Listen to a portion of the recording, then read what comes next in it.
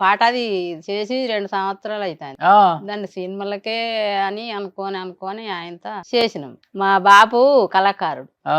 అయితే బాపు చిన్నగున్నప్పుడు ఇగ అప్పుడు నాకేం తెలుసు. ఆ! అయన్నీ పట్టించుకోకు మనకచ్చునాయి. అయితే బాయిల నాటి పెద్దలు బాయిల బంగారాలు ఏంటి మా ఊళ్ళే మా పుట్టినూళ్ళే గడీలున్నాయి. మంచి పెద్ద పెద్ద ధనాత్తులు పటేన్‌లయినే, దొరలయినే. ఇక నాటు దొంగల భయానికి భూములల్ల పాతి పెట్టుకునుడు, బాయిలల్ల అది అట్లా జరిగిందట. మా బాపు ఒక్కనాడు ఆ మాట అయితే మా అవ్వ ఒక పాట పాడింది. హ్మ్. బాయిలోనే బల్లి అంతే.